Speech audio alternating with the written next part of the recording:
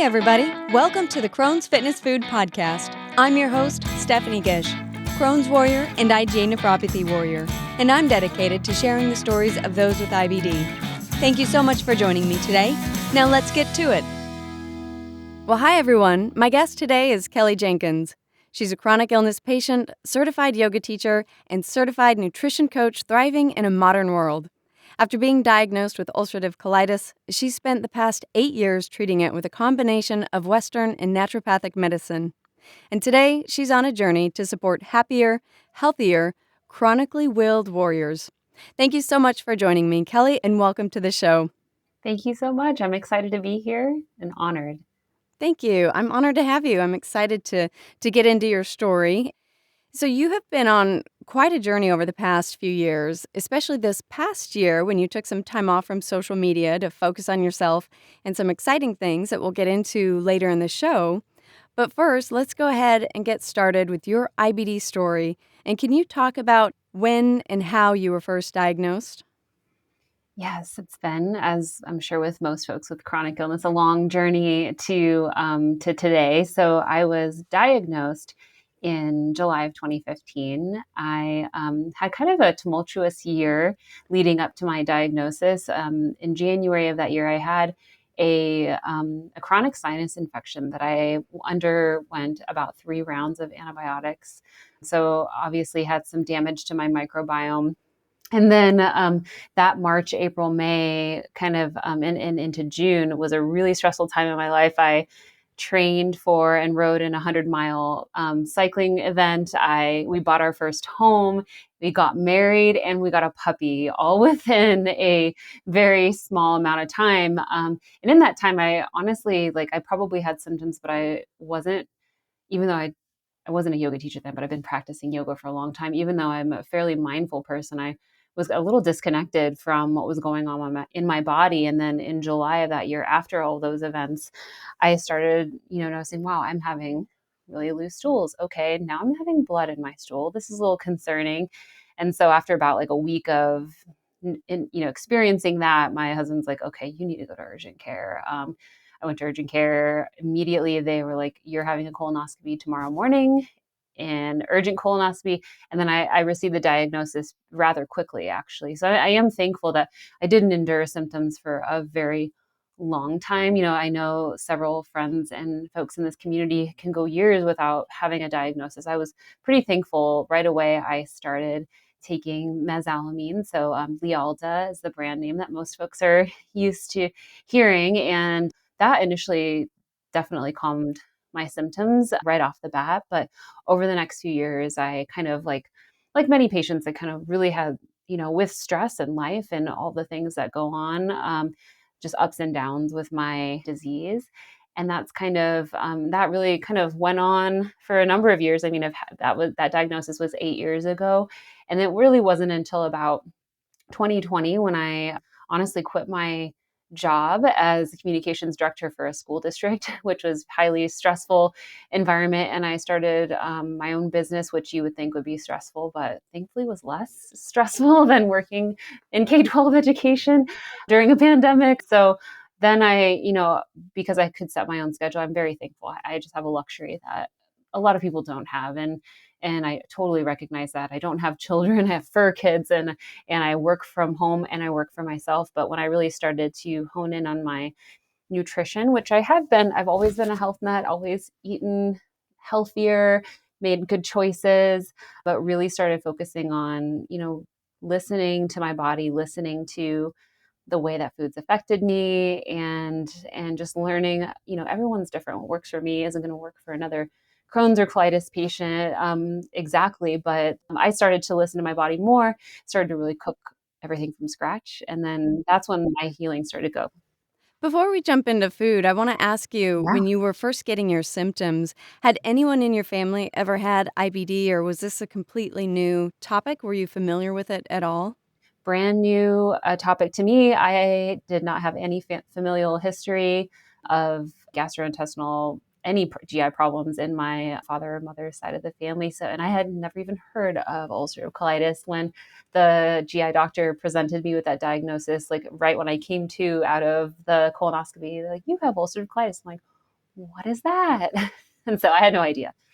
And what was it like talking with your husband? Because for a lot of us, luckily, it sounds like you had someone that you have an open communication with your husband, that it sounded like you talked to him, that he was the one that encouraged you to go to the hospital. But what was it like broaching that subject? Because I know for myself, for a lot of people who I've spoken with over the years, it's hard to bring up. It can be an embarrassing topic. What was that like for you? And do you have tips to share on how to broach the conversation, or just to get it out there and share it with people who are in your family and in your circle? Yeah, I am thankful. I had my husband and I have a very open communication. We talk about poop. We talked about poop before, I had that disease because I always, I think that your bowel movements everyone knows they're kind of a really direct reflection of what's going on inside. And so I'm fairly thankful. And I am also very comfortable speaking about that. That's just who I am. I do know that rather the awkwardness doesn't oftentimes come from me, but when I was first diagnosed, sharing that with my coworkers, a lot of people were like, oh, well, hearing it, they were awkward. I'm like, well, everyone poops. We all have. And to be honest, like more often than not, folks are dealing with digestive problems just because of the chronic level of stress that we're all under and the connection with our gut brain. But I will say that I think kind of making it in your mind that, like, which is hard for some people, but I put in my mind that everyone deals with going to the bathroom, and everyone can understand when you have a really tough time, like when you eat something that everyone has these foods, like whether or not you have a disease or not, you eat something and it doesn't set well with you. So I think just coming from that, and to be honest, most people are really understanding. And I feel like there was more damage in situations or relationships when I didn't share that I had a disease rather than when I did. And then you opened that pathway for communication. Like, oh, somebody else could be like, oh, I don't have the disease, but I don't totally know what you're talking about. Thank you for sharing, and just opening that line of communication. I think that more people um, are more than ever, especially 2023, are very understanding and open and willing to have that conversation. But I know it can be difficult for folks who are a little bit more introverted and shy, but just know that people are compassionate, and and if they're a good person, they will hear you out and they'll do what they can to help you. I found that when I told my coworkers, and even though they were awkward, I'm like, oh, what can we do? They were just like, anything that we can do to support you. I'm super thankful. I've been in just circles of folks that were very understanding. Those are great words. Thank you for sharing that. And a random side note, I just have to share with you. You mentioned you were in communications for a school district. I was actually in communications for a private school, 6 through 12, for about 14 years. So when you Oh my talk gosh, about stress and in that position through the pandemic, I 100% know exactly what you're talking about. So wild times. wild time. So that was just a random thing I had to share with you when you said that. So take me through from 2015, you got the diagnosis. You were just about to lead into kind of your nutrition journey in 2020. But before we get there, what was it like to manage those symptoms for those first 5 years? Did you have a lot of symptoms? Did you have any tricks or tips that you kind of learned along the way? Did symptoms kind of remain stable for you? What did that look like? Yeah, so it definitely had a lot of up and down journeys in that 2015 to 2025 year time period. I held a few different job positions, all stressful as well. And I began to immediately see a direct correlation between a stressful event in my life or my career, like, preparing for a trade show or a big event, the beginning of a school year, and seeing that wax and wane. My disease would flare up and then calm down. So when I first was diagnosed, I, of course, ate quite healthy, and I had been doing paleo for some time leading up to that. But I first initially started cutting out gluten and dairy because I just felt like, you know, I kind of did a DIY journey of what I think most folks could do now, looking back much quicker if they had, if I had sought out the advice of some folks like a functional medicine provider or someone who could maybe do some testing. But I just kind of did a little, okay, I noticed that this affects me, so I'm going to start cutting this out. So I started to I tried many diets. I had been in periods of time where my doctor was like, you're doing Remicade or Entyvio, we're putting you on something. And then I would be like, no, no, no, give me some time. And then I'd spend like a month doing this specific carbohydrate diet, like SCD or autoimmune protocol, AIP, and trying different things. And I did see, gradual changes and improvements. But then I would have a stressful event. And no matter what my food intake is and nutrition, like, that really signified to me, like, okay, I am someone who's like, one, I care about what I do. I care about my job. I care about performance. And I also invest myself into my work and into my family and my friends. And, through, a lot of things, therapy, self work, self awareness, started to kind of realize that sometimes I needed to care a little bit less, which sounds terrible, but there's something to like the book, The Subtle Art of Not Giving a Fuck, like trying to protect your energy. And I think, going in that time period too, I got my yoga teacher training, became more just, intuitive and began to listen to what was going on in my mental narrative and how I would react and trying to respond rather than react and trying to also just, you know, let things be versus trying to insert myself. I'm a fixer, I'm a helper. I want to insert myself and how can I help my friend and how can I help this problem at work versus like knowing that I'm going to become too invested or no matter what the outcome is, sometimes like I like knowing that my body will get affected from just the overload. So yeah, so lots of periods of getting really great, no symptoms, being on just mesalamine, oral mesalamine, to very, very sick, using rectal suppositories and enemas and mesalamine. I've gone through trying, I've never been on a biologic or any type of infusion or medication like that. That's just my personal choice.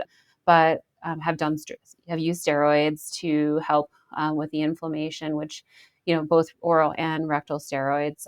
Again, they all kind of like managed my symptoms and I was getting by, like kind of managing the symptoms, but I didn't feel like I still was exhausted and tired, even when I had no symptoms, right? Like I was running no urgency, no bloody stools or running to the bathroom a million times a day. I still would feel exhausted.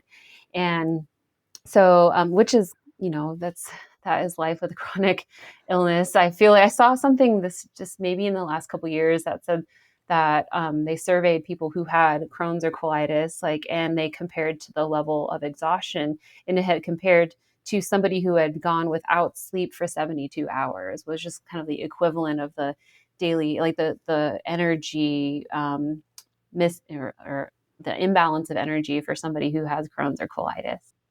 I know I've definitely felt that at certain points in my own disease of just that exhaustion that's so hard to describe. And I know I've heard it from so many people of fatigue is a huge, huge symptom, let alone everything that goes on in the bathroom. Fatigue is probably the biggest symptom aside from all of that. First, I want to ask, because since you obviously notice the direct correlation with stress, as you started to notice that correlation, did you find that when you went into periods of flare ups, did you notice that if you were able to manage the stress a little bit, did that help and support the treatments that you were doing at that time? Yeah, I think if I were able to get ahead of it a little bit, so, I would, 'cause let's say there would be a stressful event at work and I know that I'm like carrying that home and taking it with me. And I start to feel like, okay, my gut's a little bit more grumbly. I'm hearing noises. I'm okay, a little bit more urgency.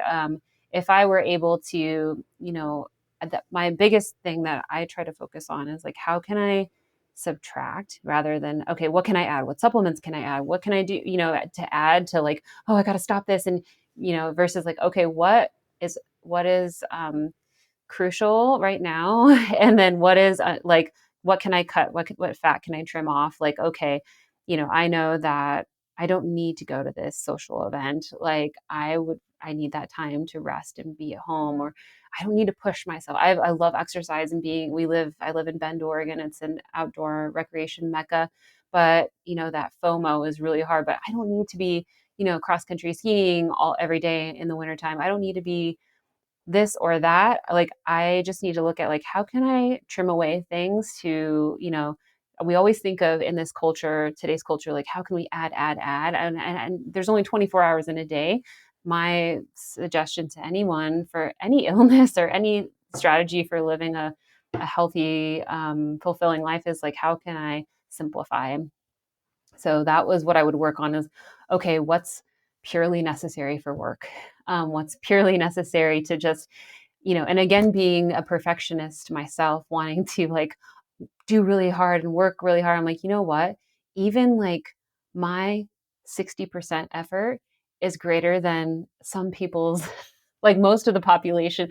So I'm just somebody that works so hard. But reality is, like, when I would just do what it was expected of me, my boss was extremely happy and thought my work was great. But sometimes I just put my own pressures on myself to perform, and those expectations of, oh, I should be this, I should be that, versus trying to just be more reasonable with myself. So that was probably the biggest strategy, is like, okay, how can I reduce, how can I cut back? I think part of having a chronic illness is knowing when to pump the brakes and when to push the gas, right? And so, like, okay, all the signs are, or I know that I'm going to have a super stressful month ahead of me. There were months where I paid for a meal planning service that, like, pre-made meals based on I'm very thankful we have here in Bend this meal prep service that will make food based on your, dietary needs, paleo, gluten-free, whatever it might be.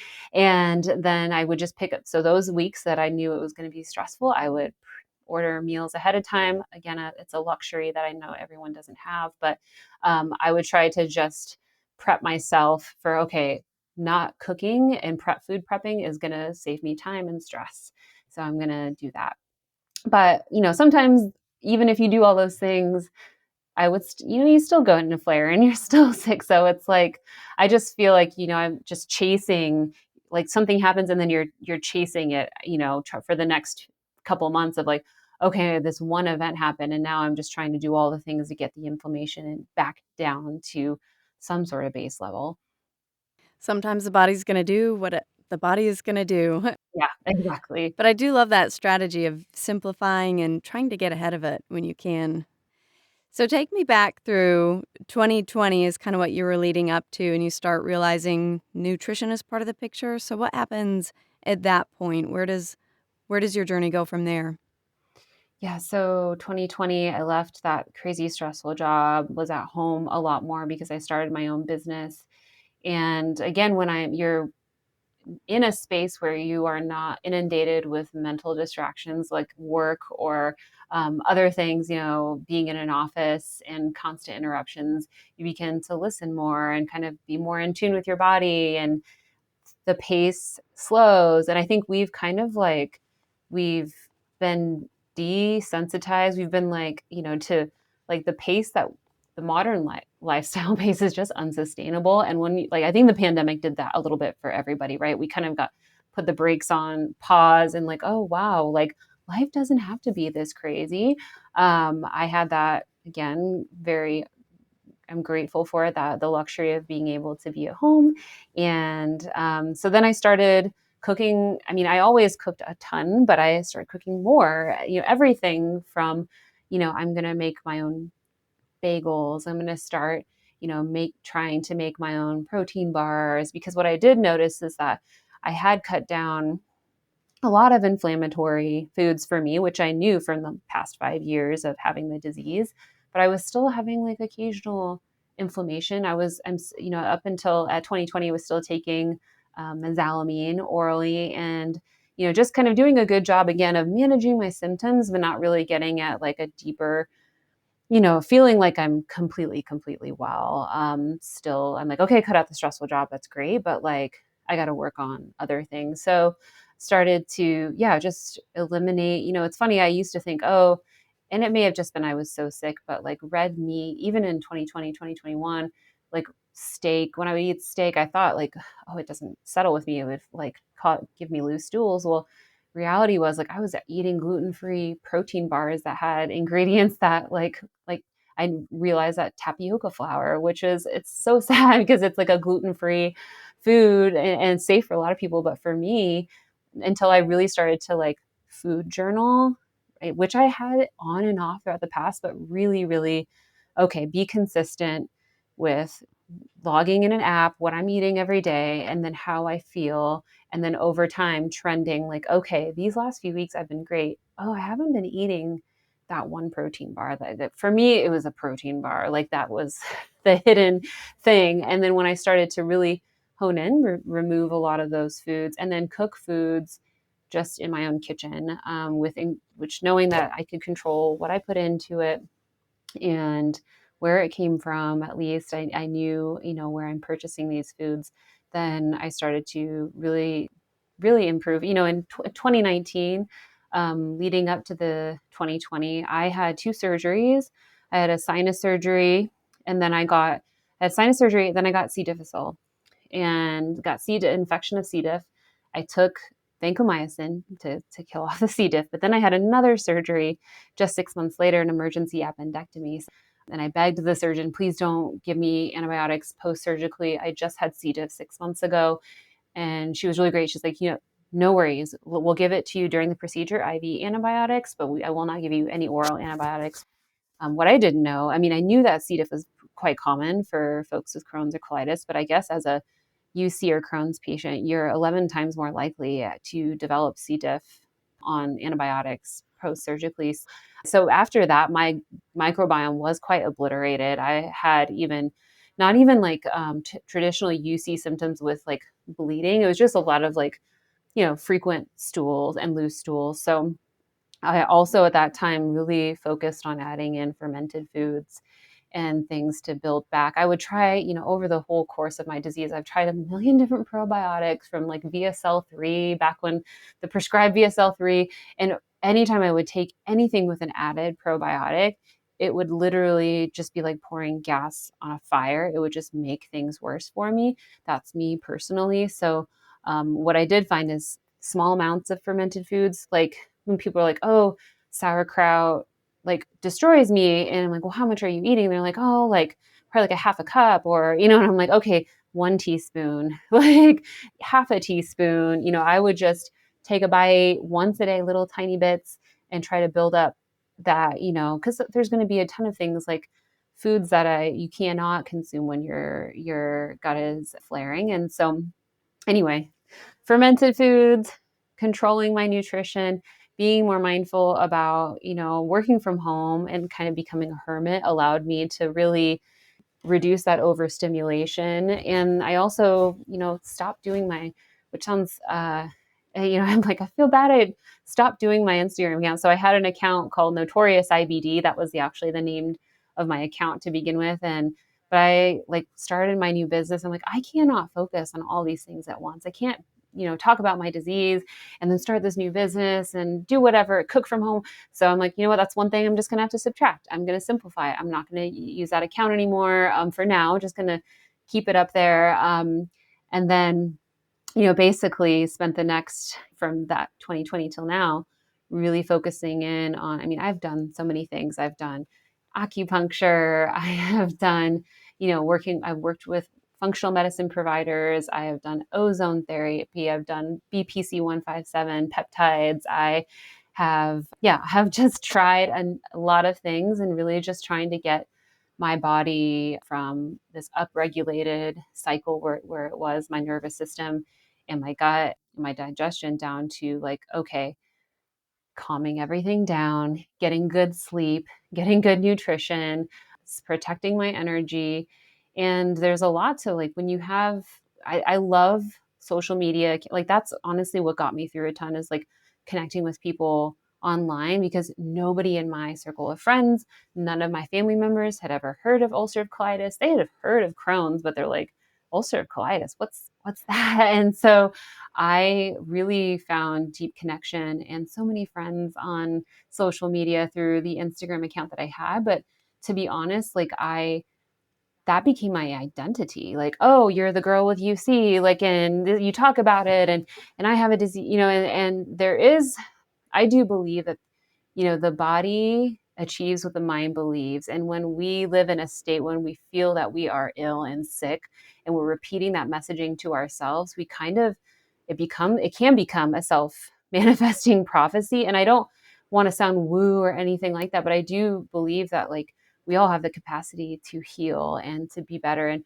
your symptoms right now are, your disease is a description of these symptoms you're experiencing. And that is this time and place, but that's, it can be temporary. Like I feel that there's so many stories of self-healing across the world, but I do feel like when you nourish your body, you know, work with the right practitioner, you might not be able to completely, you know, obviously there's things that you can't cure, but you can take your body from a place of very ill, sick, to a place of abundance and health, and just knowing that, you know, where I am, even like for today, I'm doing great, and I'm in remission and very stable. I'm off medications. Like in 2 months it could change, right? And so but I know what it takes to kind of get me here and maintain me in this space of remission for me,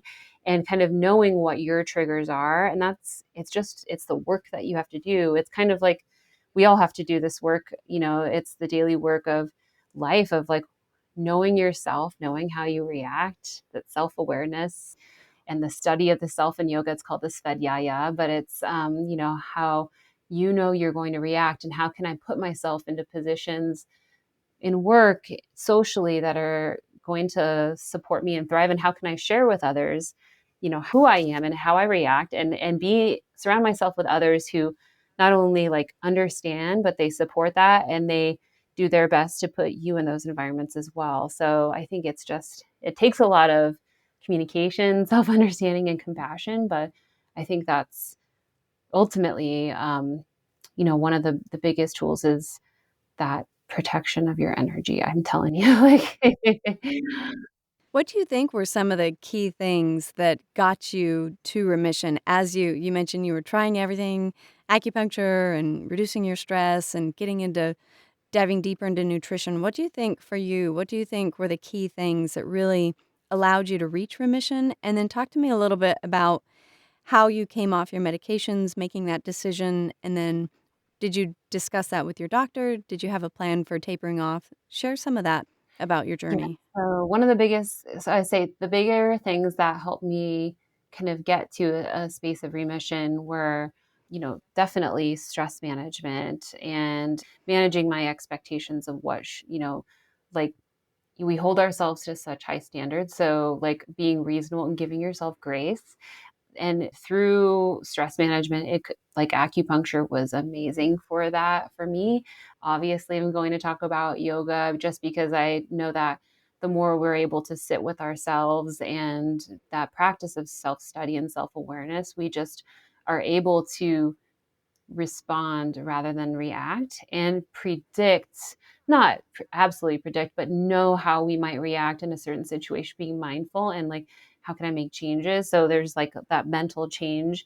But also for me, it was reducing my intake of processed foods. Like so many of the ingredients that were really causing me trouble were just, you know, they were preservatives or gums or different things that were in processed foods. So, and just certain foods on my red list, right? Like in my nutrition coaching program, we talk about what are your red, your yellow, and your green foods. And should have you done, you know, like sit down and make a list. What are the foods that you know are no's? What are the foods that are like, I could have a little bit of it, but not a lot? And then what are foods you could eat all day long? And like really focusing on my greens, creating menus and foods, you know, meal plans for myself that were greens with a little bit of yellow, and trying to avoid the reds. But for me, it was really, you know, really honing in on the processed foods and eating quality foods and nourishing foods. Like, you know, knowing like, okay, like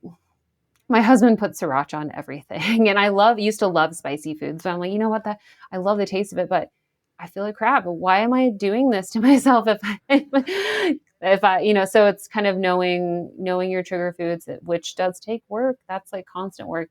There could be new things. And sometimes it wasn't even like maybe it's not this food, it's like the combination of these foods together, like sometimes one thing would be okay. So, but for the biggest trigger for me and kind of pathway to healing was eliminating processed foods, eating foods in their whole form, and not being afraid of protein. I think there's a lot of new data and research and ongoing research about the importance of protein. And, protein is the building block of your cells. You need it for so much. And I think that it is, oftentimes it can be really difficult when you're sick and flaring to eat a lot of meat, right? Because that's can be difficult to digest and break down. So I focused in on what are the proteins that I can assimilate the best. So collagen powders, bone broth, really cooked chicken, things that are soothing to like just knowing, okay, I'm in a state of inflammation. I need to help my body process these foods and not eat raw salad, like with like a bunch of meat, like at that time. But now I can eat those fine. Other things that so when I started, so the reason why I got off medication was actually, it was like earlier this year, I actually ran out of my medicine and I went 3 weeks. I didn't even know. I like just have like my little pill case and I was like, oh, wait a minute. I have not taken my medication. And I'm like, I've been off of it for a month and I'm fine, totally fine. So I'm like, okay, well, I went back on it because I'm like, well, I don't want to. I had a hysterectomy this year. So it's like, I'm going to have surgery in April. I do not want to go into that sick with a flare. So I basically got back on my medicine. But then after surgery, I did a round of, there's a peptide called BPC 157, body protective compound 157. It's a compound that was actually discovered it's discovered in the human mucosal barrier, like in the gut, and it can be taken orally or through injections. It helps. It's been studied the most actually for GI problems, folks who have Crohn's and colitis, but it also helps with like tissue and wound healing. So I did a course of that after my hysterectomy to help with my post-surgical healing. But my naturopath was like, hey, this will actually it could help your UC as well.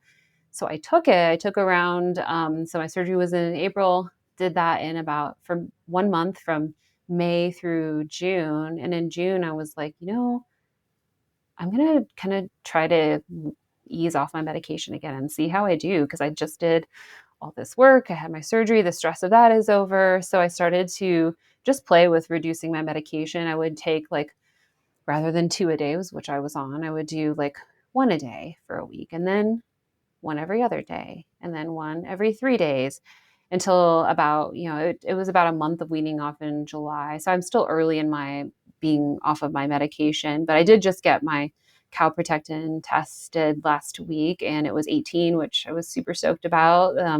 Pretty low for a UC patient. And so no asymptomatic now, but again, like that could change. And I'm not against medication at all. Like it is a life changer. There's a reason why we have it, but I'm also someone that's like, I want it to be there if I need it, but I don't want to have to rely on that. I want to be able to make good choices and impact my health through my actions and what I put in my mouth and how I live my life. And then if I do need that medication, it's there and I know that it works for me.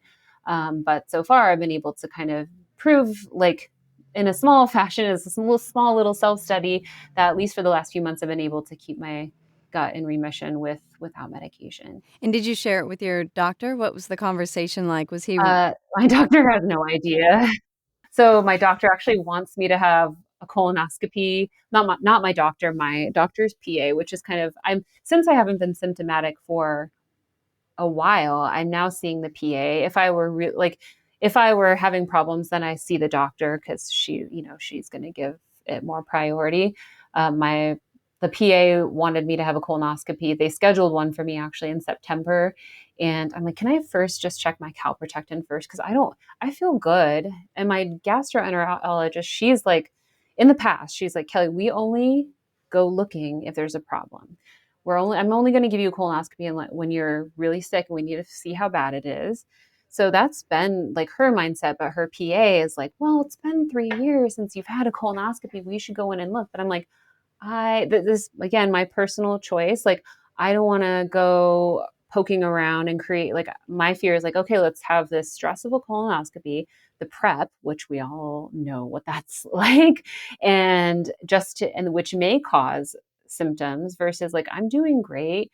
And that's why I asked, I'm like, can you check my calprotectin? And she's like, okay, I'll agree to that. So she checked it and she's like, hey, it looks great, which means you're managing your symptoms, your disease well. But I haven't told anyone that I'm not taking the medication, which I should, like, to be honest. But Eventually um, you can. yeah, eventually will, and I'll share that with her. But yeah, it's just been kind of more of like this self experiment study that I've been doing. Now, if I were sick and ill, there's no way I would stop taking my medication, or I had tried that early in my disease, or not communicate with my provider. But I have been feeling well with no disease symptoms for, like, really, like 2020 when I started I had a few symptoms, but really from 2021 forward, I've been totally fine. So I didn't, I haven't, it sounds terrible. I hope she doesn't listen to this podcast. Do as I say, not as I do. Yeah. You should speak with your doctors about Yes. medications. Yes, absolutely. And my naturopath knows. So I work, and I feel terrible, like, oh, I'm going behind my doctor's back. And because my naturopath was the one that she was like, hey, like, why don't you just ask for a calprotectin test? And that can demonstrate or show some indication of inflammation. And if your calprotectin's good, then you probably don't need a colonoscopy. That was my naturopath's recommendation. And, there's mindsets around both, but I feel good and I don't feel sick and I don't feel, I'm like, why do I want to go poke around and cause some inflammation when I'm feeling? And I also have a fear of, just to be honest, like, so I have heard stories, and I don't know if they're true or not, but I've heard stories of people getting C. diff from a colonoscopy because, like, unsterilized equipment or not properly sterilized equipment getting, inserted into your rectum. So, and because of my background with C. diff, I'm pretty cautious around that, because it can be. I mean, it kills people. I think it kills like 30,000 people a year, and I know people who have had C. diff, especially in the Crohn's and colitis community, that it is recurrent and they cannot get rid of it. So I'm pretty, like, cautious and protective about my body in that way. It's definitely a valid concern. And I think it's important to note that you did have the open conversations with the PA to talk about the options other than the colonoscopy. So you are having that open conversation and you are standing up for what you want, for you're listening to your body, advocating for yourself, and that's important as well. So you're not going through it blind. You've got your naturopath. You are Right, sharing with your exactly. physician. So Yeah, I and I think think that's it's great. part of, right, my, like, journey is, like, getting in the rather than sitting in the passenger seat of your disease, trying to get in the driver's seat. I think that, I have met many people who have told me that their doctors told them food has no impact on your disease. And I will tell you that it has a direct impact. Like, I know when I eat something and I'm running to the bathroom, like, I can see that. I feel like food is one of the most immediate, like, you see the most immediate reaction of food than anything else. Stress can take a few weeks or years or whatever, but, like, my husband will eat the wrong thing and he's in the bathroom for the whole rest of the day and he doesn't even have a diagnosis. So I want to talk about what you're doing now because I know a lot of your journey has led you to where you're at now. So you mentioned earlier that you left a really stressful job. You made the decision to leave that and do something completely new. So talk to me about what it was like to make that decision that I know from your reading your Instagram posts, like leaving the security of the full-time job and going completely on your own and starting a business. So talk to me about making that decision. Absolutely. The decision to leave a well paying salaried job with public employee benefits and retirement and all that was very difficult. I have, I didn't grow up with much as my family, whether it's many times in my childhood, we qualified for food stamps. So as an adult, it's always been like, for me, like, I've always focused on having a steady, financially supportive job where I can have, I can expect that I'm getting a paycheck. That's just like what I've, mentally always needed to feel that security. And, which is great. There's nothing wrong with having a job. I think it's amazing, but I was just in a crazy stressful job. So one of the biggest things that helped me was actually just like talking to mentors about the stress I was under. I have like three or four really great mentors who are former bosses or kind of like, they're a little bit older than me. And I just started sharing with them, I'm really stressed out. My health is suffering.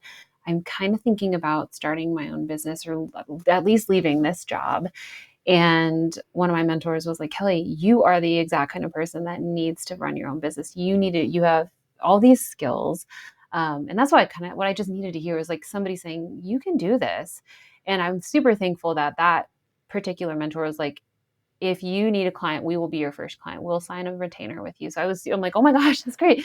But it was still like, okay, one client, I do marketing and communication. So I'm like, okay, that's one client, but I need more to, replace the paycheck that I was having. But then I started having more of those conversations with mentors and, hey, I'm leaving. And then these mentors all like started to get together. Like three of them started this group text message and they're like, hey, this is a super secret text message to support Kelly in her business journey. If any of you know someone who needs support or who needs communications help, marketing help, let's send them to Kelly. I'm like, holy cow. Like, and again, it's like we try to do so much on our own. Like when I talked about that whole journey of trying to heal myself the first 5 years and try this, try that, like I was doing it all on my own, not seeking help and support of maybe like a functional medicine provider who could help me like, oh, Kelly, these might be your trigger foods or whatever. I just did it on my own, which again, there's nothing wrong with it. The same thing, like, I'm like, I need to ask for help. Like, I think that's one of our flaws. I think women are terrible about it, but I think in general, we kind of like have this, stereotype that we got to like bust it, grind it out on our own. We don't need help. We do it on our own, or else we're not self-made if we're asking for help. And the reality is like people want to help you. They want you to be your best and they want to support you. So once I started sharing with people, I'm sick, I'm not well, I'm leaving the stressful job, I'm starting my own business. I do marketing communications. I've never had to do marketing for my own business because it all has happened from word of mouth referral. So those mentors either signed me up as a client or they sent business. They still send business to me today. I'm constantly getting referrals through them. And then the more that I shared with people that I was leaving, they started to hire me and I've gotten so many, I have more work now than I can accept. I can only take so much on my own because I'm just a one woman show. But I think that oftentimes we get in our own way, right? Like it's not like the first 2 weeks or the 2 weeks before I left my job, I would wake up at 2 a.m., have panic attack. I'd start looking on Indeed.com for job openings. Like, I can't do this. I'm just going to find a job. I'm going to find a job. And then I'm like, you know what? Just have faith in yourself. Just have faith in yourself. Just believe. And where focus goes, energy flows. And when you say it like, I'm going to be healthy. I am healthy. I am well. I'm going to be successful. It is going to happen. It's not, like obviously those are words. But when you start writing your goals down or repeating it to yourself over and over, you're going to naturally make decisions and make choices that align with your goal and your vision. And I think just believing in yourself, having that, it sounds like I hate to be like toxic positivity and all that, but like there is something to mindset and having, that the mindset that I've never done this before. I don't know how to, but I can learn. Like same thing with my wellness, like in my health. I don't know how to eat healthier, but I can learn or I can make choices or I can find someone who can help me do that. So yeah, my advice is to ask for help, tell your friends, tell people that you're, if you're starting a new business, like tell people that you're doing it and because they might have a need that you will fill. And another thing folks can do is like a few times I'm like, I'm going to look in my region to see who's hiring for a marketing person in my area. And I just reach out to like, hey, I know you're hiring for a marketing person. In the meantime, until you hire a full-time position, do you need any help? Or do you want to contract with me instead of paying a full-time position with benefits? So I worked one of the jobs I worked with, we would always say it's an asking world. And I think that we, again, because we don't want to ask for help, we don't want to ask for things, we kind of just stay in our lane versus like, what's the worst that someone can say is no. We would have customers every day call in and be, we would not have a sale running. It was we sold aviation parts like to pilots, and people would call no sales running, but they'd be like, hey, can I get a discount on that? And then the sales guy would be like, yeah, we'll give you 20% off. And it's like all day long that would happen. And people there was no sale. They just asked if they could have a discount and we gave it to them. It's an asking world. And that's what we would always say, that, you know what, might as well put it out there.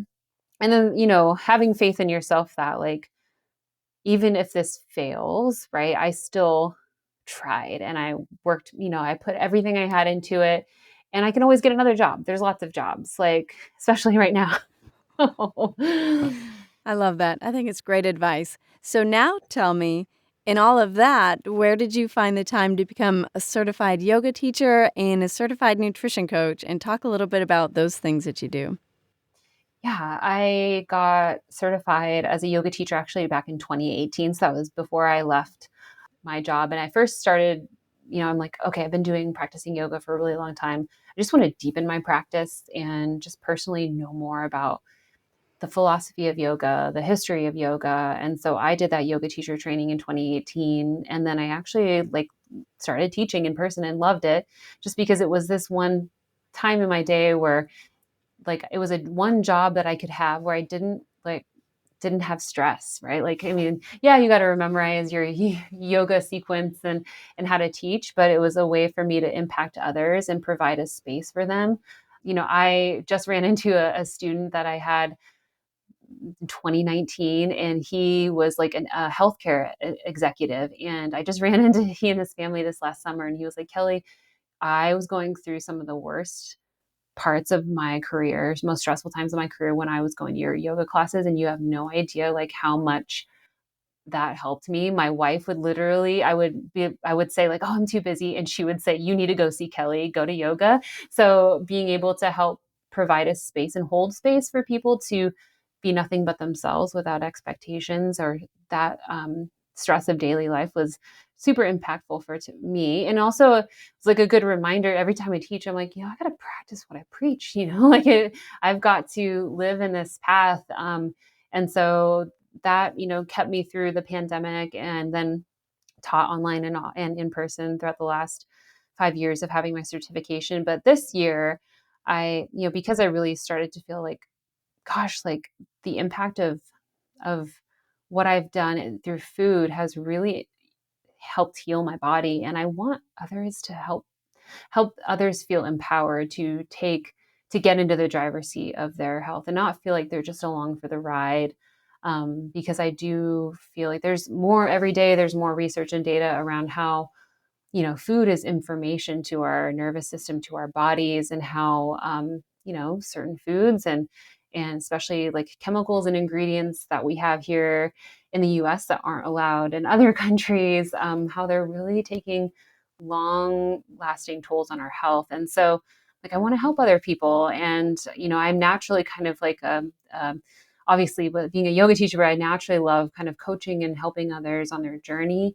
And so when I knew I was going to have my hysterectomy, I'm like, okay, I'm going to be down for a few months of not being able to move because I'm healing my body. I'm going to go crazy if I don't do something or learn something. I'm not a TV person. I don't watch television. I'm not a movie person.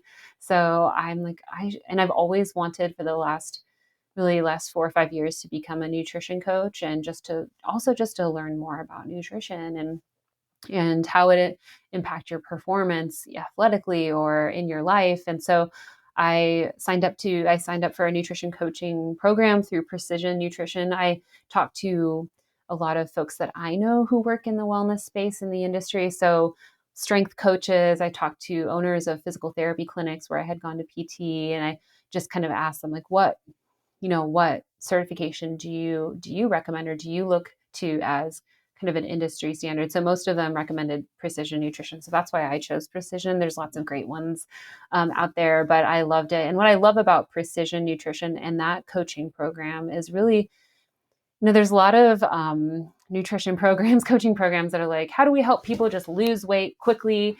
How do we get them on, like, we're just going to give them meal plans and tell them how to eat. Like, here's your meals for the day and go. But precision and the mindset that they have is one that I love, is like, how can we make the littlest of change slowly? Because what happens with too many people is when they're sick or when they're trying to lose weight, they're looking for answers right here, right now. And then they try to change everything all at once. Like, we're going to throw the kitchen sink at it. We're going to do keto, or I'm going to do low FODMAP really hard, really fast. And then you get burned out. And then like, it's like we rip the Band-Aid too fast, too hard. And then we kind of just like get exhausted and we go back to doing what we did before, because we're like, you know what, that's safe. And I know that doesn't require mental space and mental energy.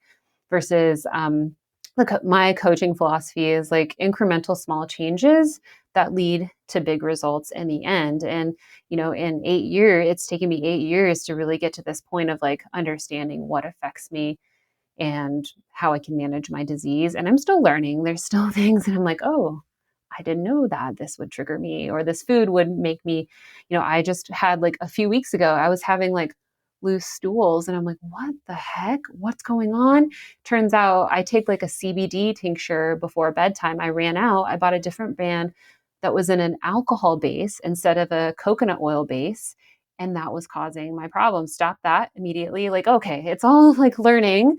But anyway, so my coaching program and the philosophy that it takes is just how do we again simplify, make things simple, and then we create healthy habits, lifestyle habits that you can sustain for the rest of your life. It's, I think that good nutrition is, and choices in your diet and lifestyle, like what's good for UC is also good for like my husband who doesn't have UC. Like, making those good choices are just things families, anyone can make. But then how do we do it in a way that doesn't seem like we're adding more? Because nobody wants one more thing. Now, are you doing that in conjunction? You've got the marketing business that you're running, but you're now taking on clients for nutrition coaching. I am. Yeah. So, and that's, yeah, in addition to my marketing job, I'll probably always do marketing because that's like my first love. And I have amazing clients that I work with. Part of having your own business, you get to choose who you work with and choose the projects that you take on. So I'm at this great space where, before, when I was in kind of like a communications role, it was like the emergency crisis communications, and okay, like a kid brought a weapon to school, or this happened, like a bus crash, and now we have to write a press release and deal with the media and all of that. Like, You just described my job for 14 years. yeah, exactly. It's like you're living in this fight or flight. And now I do like website design and graphic design and strategic communication strategies and videography, photography, more of the creative things that help me feel like, fulfilled in that aspect. But yes, I'm starting to take nutrition clients and just help folks. There's so many things that everyone comes with a different story and they've tried different things. And so I think what most people need, to be honest, is just like a partner in that. Like, how do I navigate this journey? And also someone who's like, I feel like with like communications, you can write a communication, you can read it 10 times and think, okay, I think it's good. You have somebody look at it and they're like, you misspelled this. This could be written better, because like you're too close to it, right? Like and that's how I feel with nutrition coaching. A lot of times you're like, gosh, I'm doing all the things. And somebody's like, well, let's take a look and let's look together. And how can we, it's just a fresh perspective on what you're doing. Because I feel like sometimes we just do the same thing over and over, or we think we're doing something. And it's just, we're all doing the best with what we have. That's the reality. But having a partner in that, somebody to navigate that journey, or help provide suggestions and changes along the way. And then, agreeing on what's our goal at the end of the day, like together, like what's you, and it's really what's your goal. How do you, and not just elimination of, your symptoms, which I think is great, but like, like, how do you want to feel? What do you want to be able to do? Like, do you want to be able to do a triathlon? Have you ever you have a goal of owning a bakery but you're just too tired to get up at 3 a.m. or whatever it might be. So those types of, goal setting is really important, and I think that's where, most people just need like somebody to hold their hand through that process and walk them through. Oftentimes I think people are like me, they get diagnosed and like, what is this disease? I've never even heard of it before. Where do I even start? Where do I even begin?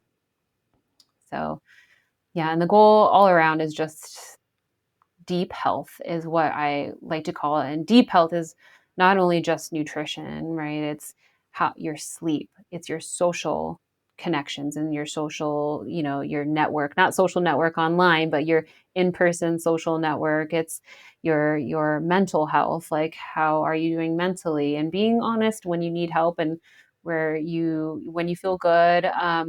And so it's, yeah, all of these things encompass health. And so nutrition, we talk about foods too, but a lot of it is people are surprised when a nutrition coach starts talking about how's your sleep? What's your social life like? What's your stress level like? Because they're like, oh, I thought you were just going to tell me what to eat. And it's like, you know, which is, or I thought you were going to tell me which supplements to take or whatever. Which, well, for one, you can't supplement your way out of a bad diet. That's like a big thing, but it's health is so much more than, I mean, nutrition is a big role for many people, but there's so many other things. If you're not sleeping well, if your stress is high, like we can give you the most perfect low inflammatory diet, but if there's still other parts of the house on fire and we're just putting out the fire in the kitchen, right? The house can still burn down when the other rooms are still on fire. That's a great analogy. It's not just one thing when it comes to chronic illness. So talk to me. You took some time off from social media as you were building all these businesses and getting certifications and diving further into nutrition. You're back on social media, so tell me a little bit about your presence there, what it's been like to share your journey, and what your goal is with your social media. Tell us what the new one is going forward. Yeah, so I decided to change my name. Rewinding a few years ago, I started to build a website where I'm like, I want to start sharing about my experience. I mean, like others, I'm like, I want to share and connect with other people who are going through the same thing. So I bought like chronicallywilled.com because like, again, you have a chronic illness, but more importantly, like, again, not getting focused on what your disease is, not your identity, right? I think that's a pitfall sometimes, but chronically willed is what I had stuck with for my domain because I'm like, you know what, like no matter what, I'm never stopping. I'm always going to push forward, and that's my domain. So I purchased that website. I started building it out as a blog, and then I just let it fall aside. Just like, that was one more thing that I'm like, okay, subtract this for now. I'm not going to just going to sit on it. And then when I got my nutrition certification, I'm like, gosh, I should, come share my story of how I arrived at healing and connect with others. Again, there's so many people that I still consider friends. There's people that I connected with on Instagram through that account that I regularly still stay in touch with now, just on my personal social media or personal connections. So I'm like, I'm just going to change my Instagram account to Chronically Willed instead of Notorious IBD. Because again, Notorious kind of has this like nefarious, which I love because I love Notorious BIG. And I was like, oh, but then I'm like, oh, that's just like, again, it's like who I am. Like, I am not IBD. IBD is not me. That is a part of like my diagnosis, but it's not Kelly. That's not who Kelly is.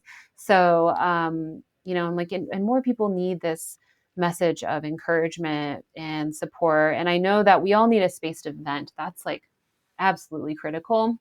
But I also think that I have made so many changes in my own life and when I personally in those last few years, I've been posting a lot on my personal Instagram about my nutrition, my lifestyle. Just like 2 weeks ago, I ran into a close friend of mine who I haven't seen really in about a year and a half. And she was like, Kelly, you have changed our lives so much. We follow you on Instagram and like the foods you're eating. And then I got really into like cold plunge and sauna and doing those things.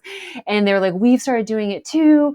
And you have no idea how much you've impacted. And they're like, they don't have a disease. They're just like trying to be healthier, like we're all just trying to, we know over the last pandemic, we know that like how, folks who weren't well, how COVID impacted them way more. And unfortunately, really we saw the impacts of that. So I think everyone's on this awakening journey of like taking back control of their health and doing what they can so that we can be more resilient to anything that comes up, viruses or disease.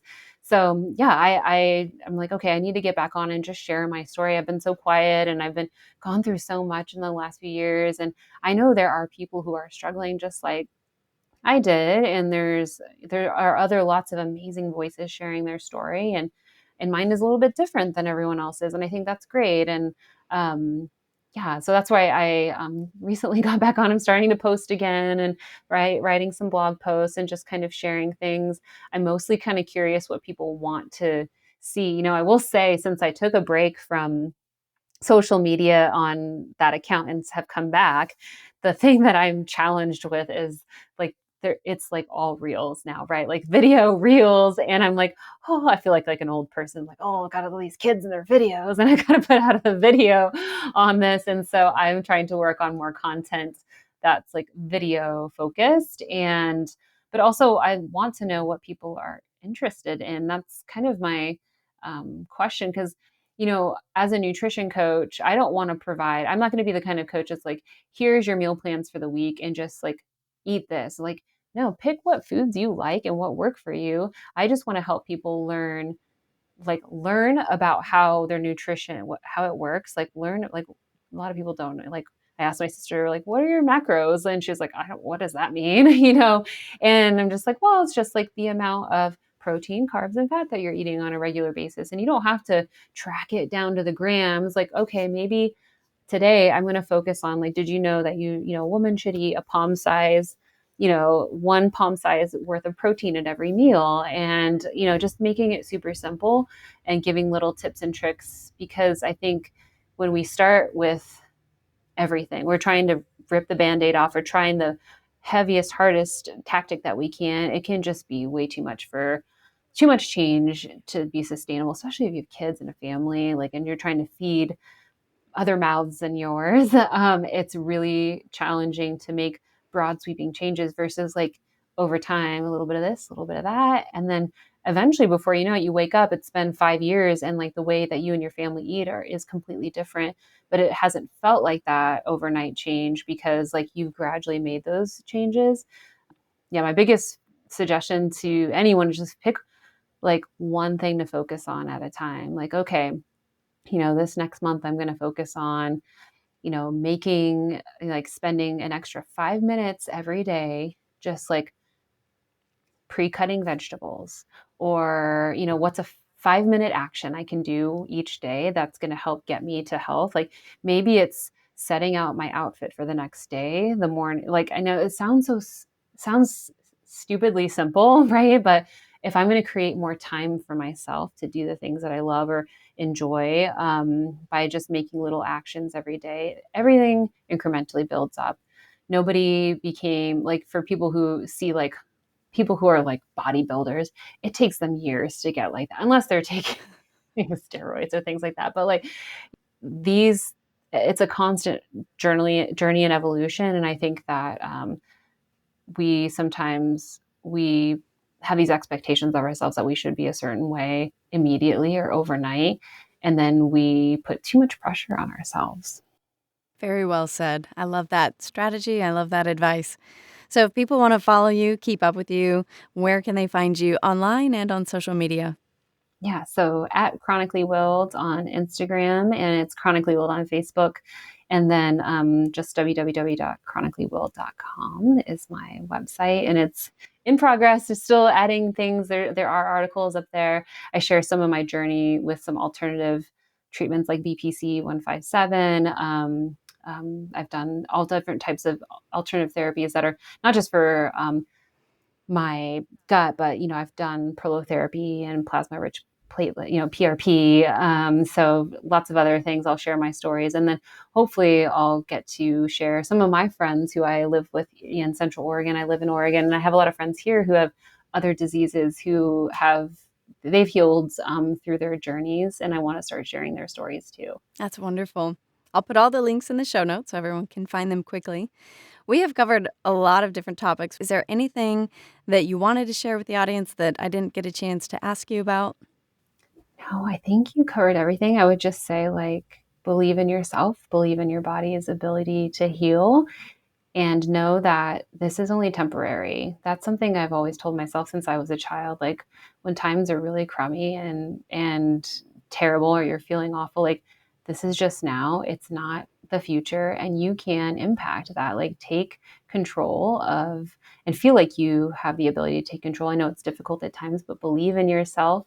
Lean on those around you. They want the best for you, and protect your energy.